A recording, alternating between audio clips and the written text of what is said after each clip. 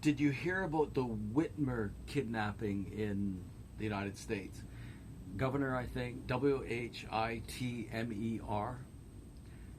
And what happened there, I think, to put it simply, is that the FBI, again, infiltrated probably a sort of a right-leaning group and put in their head the idea to kidnap a governor.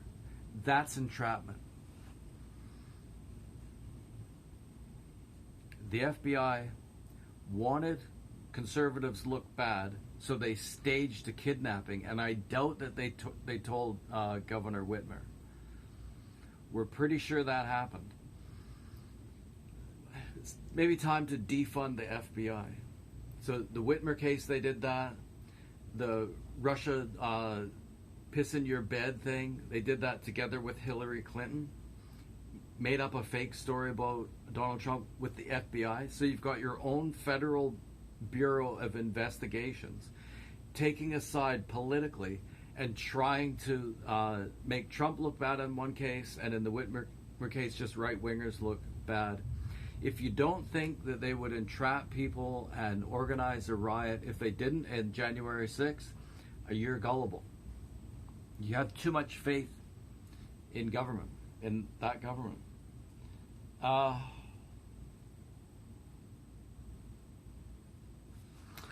Yeah, I guess now, people are talking already about getting Trump in jail on tax evasion. So,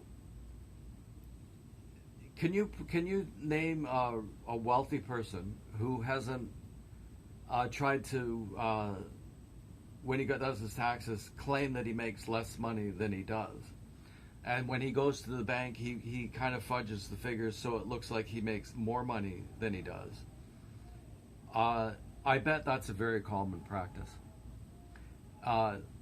Donald Trump, if it wasn't for cooperation from the deep state and from the FBI, he could have had Hillary Clinton in jail because she committed a crime.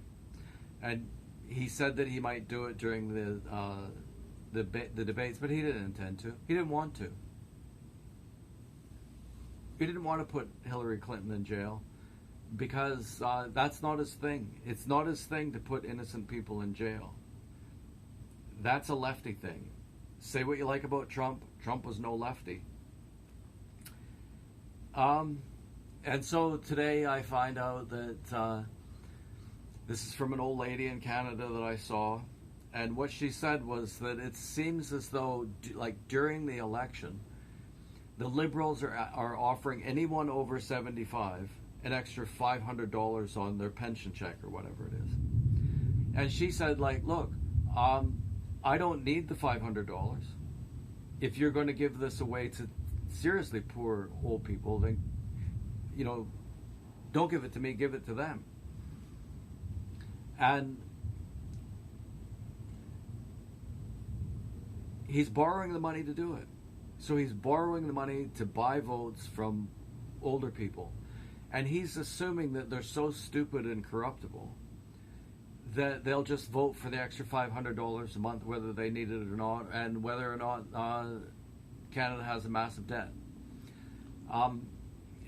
I think that generally speaking, what happens with that type of person is they seriously underestimate people. I think what's going to happen, this is my prediction, the Conservatives will win a minority. Isn't that what will happen? I'm sure anything could happen between now and Election Day. Okay, so I'm wondering when the debates are going to be, and is Bernier invited? Will Bernier be? He's the only one that has the guts to ask them any useful question. Will Bernier be there? And will the Green Party candidate be there? I think I misspoke earlier because they would allow any Green Party leader onto that stage, I think, even if he was a straight white guy. But if the People's Party, led by Bernier, was led by a black female, she would be there regardless of what her attitude was, I think. Wokies are surprisingly unsupportive of black conservatives. I think they feel like they've betrayed the cause or something like that. They don't like it. So I drew a little picture for you. And what this depicts, if I can get it there. What is that? There you go. Yeah. And those are the two buses. That's the Trudeau campaign bus in the front with all the smiley faces. And the one behind it is the bus for journalists. Air-conditioned buses, they're cruising around. Trudeau's jumping out. He's positive. He's charming. He's good-looking. And he's energetic.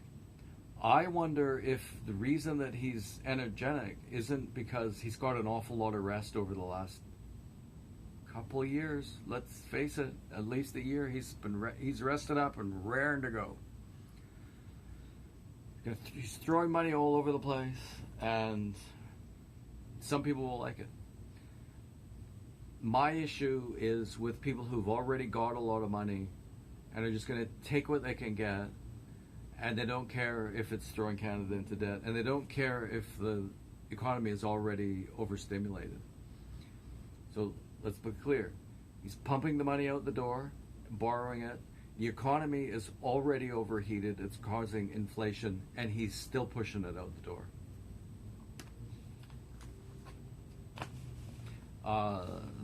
The conservative leader has to promise to spend as much money or he couldn't get elected.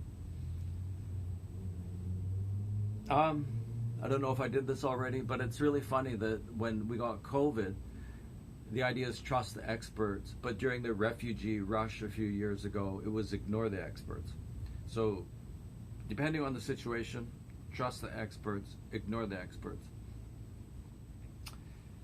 And I find it awfully odd that everyone has to stay in their home for COVID, all of that stuff. A lot of it was necessary.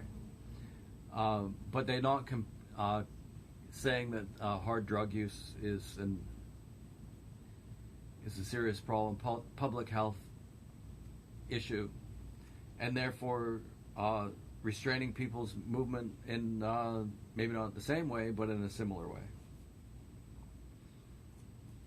Violate your freedom of movement and association and communication, in fact, to a certain extent, in this case.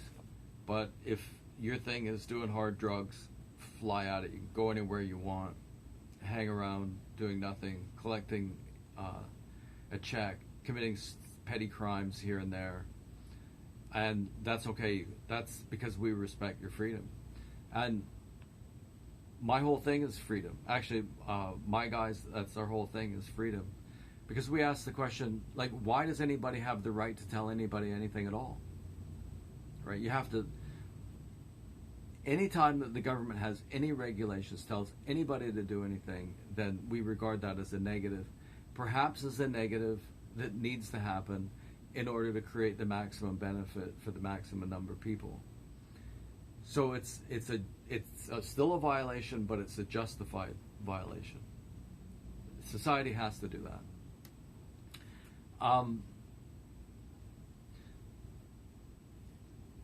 But there are certain basic rights that we have to keep on them all the time. We have to keep on them about freedom of expression, that kind of thing. Property rights. So anytime they take money from you, that's a negative thing. If they can justify it, then that's okay.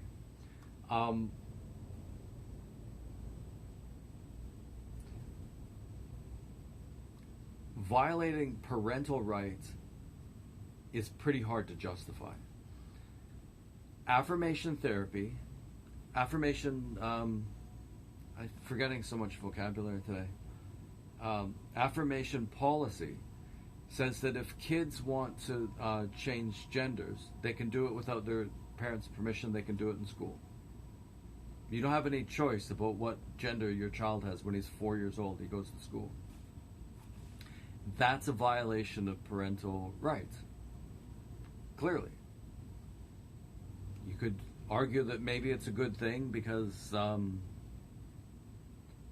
can't argue that it's a good thing at all. There are a few kids that are genuinely transgender all power to them, all the glory, whatever that is. But you can't have a situation where kids are kind of being encouraged to become transgender in schools that regular taxpayers have to pay for, and mucking with parental rights. There's probably a few demented parents that you have to say, no, look, you don't have any choice here. But that is so rare, and it's just not the policy. It's not the policy of the school. It's not the policy of the medical profession. Adolescent, late onset gender dysphoria. It's making a mess of adolescent girls. Here's another situation where they're ignoring girls. If you wonder why I'm squinting in this thing, it's because I have to pull these things in at over 15 minutes. So that means I've only got 4 minutes left.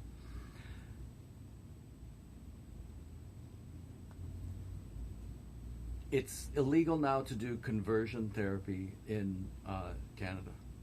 Okay, so maybe they are a bunch of nuts. However, sexuality is a feeling and it's also a behavior. What if you wanted to have some sort of help with the behavior? Could you now get it, or are you could get it for any other compulsive behavior? And maybe you still can with this. Okay, so maybe the conversion therapy. I don't have that right. Justin won't be asked the single hostile question, or even an important question, in the next month.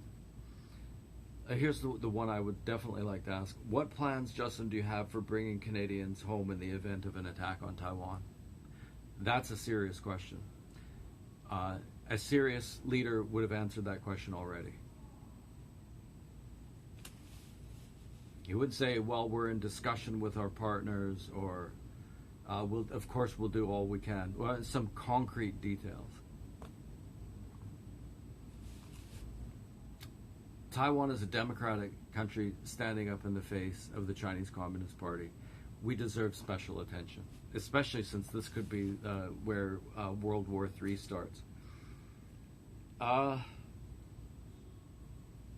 So there's some one-liners. The Liberal government is transparent, all right, that's for sure. They're transparently corrupt. They're, in this election so far, what I've seen is they're appealing to the shallow. Get that money out there. You got the still surprisingly fit Justin Trudeau out there. He's energetic, he's positive, he's going to get the cash out, he's going to respect all of the identity groups, and it's going to be great. And that's what I've seen so far. I haven't seen them discuss anything of importance. They're going to make it easier for people to be drug addicts in Canada. Lately I've been thinking, what would it be like if you had a few minutes to talk to anyone in the world that you wanted to? And it's an interesting thing. So I've got 5 minutes alone with Maxime Bernier. What would I say to him? And I've thought about this with a few people, and it turns out that everything that I'd want to say to them are things they don't want to hear. Maxime Bernier, I think he could face an honest criticism, but he would really like, I think, because he gets so much criticism already, just have somebody to go, yeah, way to go, right on, I agree with most of what you say. And so that would be supportive, and that would be useful, I guess, but only so useful. How much does he care about nobody's opinion on his policy? Probably helps a bit. But what they should say to Maxime Bernier is, you need to improve your English. You're just slacking your way through your language, and without any consideration for some really basic grammar, and some grammar you can fix over time. I know how to do it.